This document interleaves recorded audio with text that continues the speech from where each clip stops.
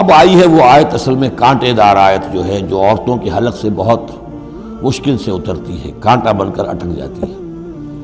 الرجال قوامون علی النساء، یہ تمہید تھی ساری، ایک سورہ بقرہ میں تمہید آ چکی تھی،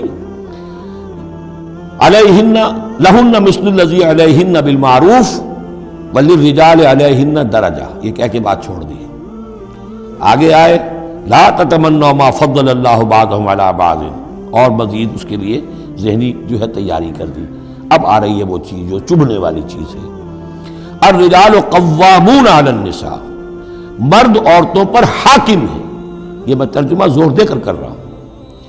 یہ قامہ جو ہے، قامہ جب علا کے ساتھ آئے گا تو کچھ اور معنی ہوں گے، قامہ بے کے ساتھ آئے گا کچھ اور معنی ہوں گے۔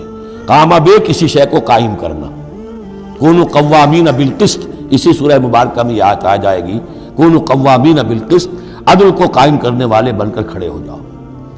قامہ علا، کسی کے اوپر، سر پر مسلط ہونا، یہ ہے گویا کہ ایک درجہ حاکمیت ہے۔ گھر کے ادارے میں حاکم ہونے کی حیثیت مرد کو حاصل ہے۔ سربراہ خاندان جو ہے وہ مرد ہے، عورت نہیں۔ عورت کو بہرحال اس کے ساتھ ایک وزیر کی حیثیت سے کام کرنا ہے، یہ ہے اس کا اصل رول۔ اسی لیے میں بیان کر چکا ہوں کہ وہ جو نسیان کا معاملہ تھا، اللہ تعالیٰ نے اس کے اندر، چونکہ یہ سیکنڈ رول پلے کرنا ہے اسے یقیناً اس کے جذبات کو تو زیادہ ٹھیس پہنچنے کا امکان رہے گا۔ آدمی کو، ہر انسان، مرد بھی چاہتا ہے میری بات چلے، عورت چاہتی ہے میری بات چلے۔ اب آخر کار کس کی بات چلے گی؟ یا تو دونوں کسی طریقے سے کسی مسئلے میں متفق ہو جائیں، اور عورت جو ہے بیوی اپنے شوہر کو دلیل سے، اپیل سے جس طرح قائل کر لے تو معاملہ ٹھیک ہو گیا۔ اب اگر نہیں ہو رہا معاملہ تو اب کس کی رائے چلے گی؟ مرد کی رائے چلے گی۔ تو کس کو اس سے ایک صدمہ پہنچے گا؟ عورت کو پہنچے گا۔ لیکن اس صدمے کا ہی جو ہے انفلوئنس، اس کو کم کرنے کے لیے سیفٹی والو، نسیان کا مادہ اللہ تعالیٰ نے عورت میں زیادہ رکھ دیا۔ اسی لیے پھر اس قانون شہادت کے اندر ایک مرد کی جگہ 2 عورتوں کو وہاں پر اس کا نصاب رکھا گیا۔ الرجال قوامون علی النساء بما فضل اللہ بعضهم علی بعض۔ اب یہ دوسری بات ہے کہ اگر وہ شوہر حاکم ہو کر ظلم کرتا ہے، ان کے حق ادا نہیں کرتا ہے، تو اللہ کے یہاں بڑی سخت پکڑ ہوگی۔ یہ تو دوسری بات ہے بالکل۔ لیکن یہ کہ جو قانون ہے اسلام کا وہ یہی ہے کہ یہ اختیار دیا گیا، اب آپ اس اختیار کا غلط استعمال کر رہے ہیں، آپ اس کو ظلم کا ذریعہ بنا رہے ہیں، تو اس کی سزا اللہ تعالیٰ کے ہاں آپ کو مل جائے گی۔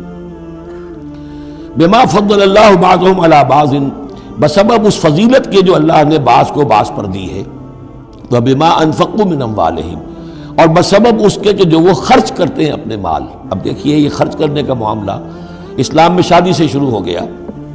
شادی مرد کی بھی ضرورت ہے، عورت کی بھی ضرورت ہے، لیکن مرد مہر دیتا ہے، عورت مہر وصول کرتی ہے۔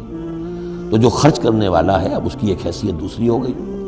پھر گھر میں اس کا نان نفقہ پورا جو ہے، اس کا خرچہ، اس کی ذمہ داری، اس کو سپورٹ کرنا شوہر کے اوپر ہے، تو اب وہ مال خرچ کر رہے ہیں۔ بما انفقوا من اموالہم، فالصالحات، تو نیک بیویاں کون ہیں؟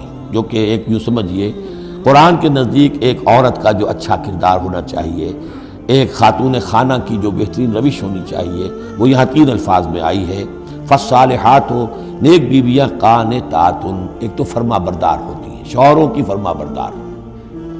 حافظات للغیب، غیب میں حفاظت کرنے والیاں، یعنی ظاہر بات ہے کہ مال ہے کسی کا تو گھر میں ہے، وہ تو کام پہ چلا گیا ہے، اب وہ کس کی حفاظت میں ہے؟ بیوی کی حفاظت میں ہے۔ اسی طرح اب بیوی کی جو عصمت ہے وہ در حقیقت مرد کی عزت ہے، اب وہ اس کی عزت کی حفاظت کرے اس کی غیر موجودگی میں۔ اسی طرح مرد کے راز ہوتے ہیں، سب سے زیادہ بڑھ کر جو ہے رازدان وہ تو بیوی ہوتی ہے۔ تو 3 اعتبارات سے حافظات للغیب، حافظات للغیب، غیب میں حفاظت کرنے والیاں، حفاظت کرنے والیاں شوہر کے مال کی، شوہر کے رازوں کی، اور شوہر کی عزت کی۔ بما حفظ اللہ، اللہ کی حفاظت سے، حفاظت ہے تو اللہ کی، لیکن جیسے رازق اللہ ہے لیکن کام تو انسان کو کرنا پڑتا ہے، رزق کمانا پڑتا ہے۔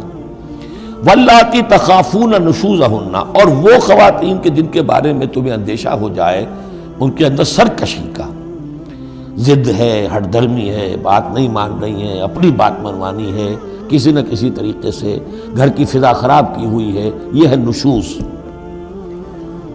ذہناً تسلیم نہ کرنا کہ میری حیثیت جو ہے وہ بہرحال شوہر کے تابع دار کی ہے، اس کو اگر تسلیم نہیں کریں گے تو ظاہر بات ہے فرکشن ہوگی، اور فرکشن جو ہے اس کے نتیجے کے اندر وہ گھر کے اندر جو ہے وہ ایک فساد پیدا ہوگا۔ واللاتی تخافون نشوزہن فعظوہن، تو ان کو پہلے تو نصیحت کرو، واہجروہن فی المضاجع، دوسرے تنبیہ کے طور پر ان سے تعلق اپنے بستر علیحدہ کر لو، اور ان کے ساتھ وہ تعلق ذل و شو جو ہے کچھ عرصے کے لیے بند کر دو۔ وَاضْرِبُوهُنَّ، اس پر بھی ٹھیک نہ ہو تو انہیں مارنے کی بھی اجازت ہے۔ اس میں حضور نے جو روکا ہے وہ یہ ہے کہ چہرے پر نہ مارا جائے، اور کوئی ایسی مار نہ ہو جس کا مستقل نشان جسم پر پڑے۔ اب یہ چیزیں اللہ کا کلام ہے، اس کے اندر جو ہے کوئی ہمارے لیے کوئی جھجک نہیں ہے، معاشرتی زندگی کو ٹھیک رکھنے کے لیے اس کی ضرورت پیش آئے تو وہ بھی کرنی ہوتی ہے۔ فَإِنْ أَطَعْنَكُمْ، پھر اگر وہ تمہاری اطاعت کریں، فَلَا تَبْغُوا عَلَيْهِنَّ سَبِيلًا، تو اب ان پر خام خواہ کی زیادتی کرنا، پچھلے غصے نکالنا، بار بار جو ہے وہ اپنے غصے کا اظہار کرنا، یہ بھی ٹھیک نہیں ہے۔ ان اللہ کان علیٰ کبیرا، یقیناً اللہ تعالیٰ بہت بلند ہے، بہت بڑا ہے۔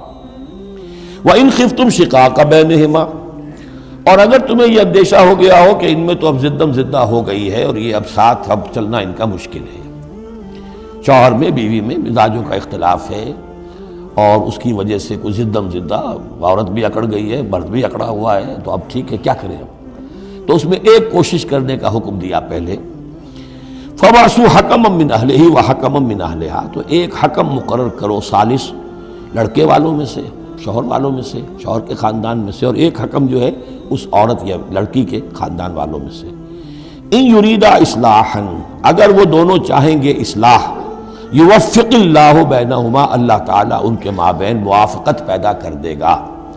لیکن ان یریدا میں مراد دونوں ہو سکتے ہیں، یعنی ایک تو یہ کہ اگر واقعتاً شوہر اور بیوی جو ہے چاہتے ہیں کہ موافقت ہو جائے، ہوتا ایسا ہے کسی وقت جو ہے وہ نفسیاتی گرہ ایسی بن جاتی ہے کہ وہ بھی چاہتا ہے کہ معاملہ درست ہو جائے اور وہ بھی چاہتی ہے کہ درست ہو جائے، لیکن اب یہ کہ اب اس میں گرہ ایسی پڑ گئی ہے، مقطع میں آ پڑی ہے سکون دسترانہ بات، کہ اب اس میں کسی طریقے سے مسئلہ حل نہیں ہو رہا، تو حکمین آ جائیں گے تو وہ بات کو گرہ کھولیں گے، ادھر سے کچھ سنیں گے، ادھر سے سنیں گے، کچھ اس کی وضاحت ہوگی، ادھر کی وضاحت ہوگی، تو ہو جائے گا۔